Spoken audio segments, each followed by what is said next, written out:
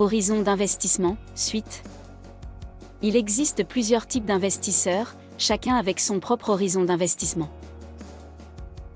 Les investisseurs de très long terme. Comme les fonds souverains. En Norvège, il investit l'argent issu de l'exploitation du pétrole et protège les générations futures.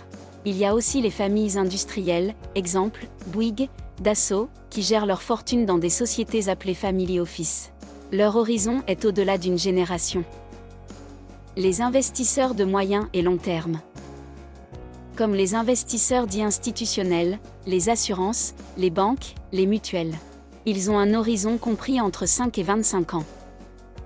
Ce sont aussi les sociétés de gestion qui investissent l'argent de leurs clients particuliers ou entreprises.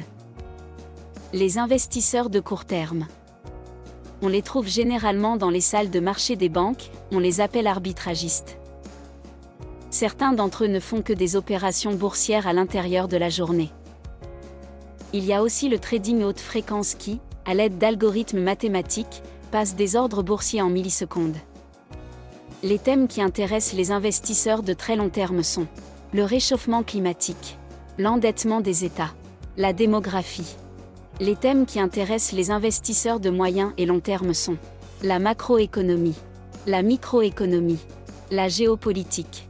Les thèmes qui intéressent les investisseurs de court terme sont les discours des banquiers centraux, les objectifs chartistes, les publications économiques. Les actifs gérés au niveau mondial en milliards de dollars. À titre de comparaison, le PIB de la France est de 2603 milliards de dollars et celui des États-Unis de 20 940 milliards de dollars.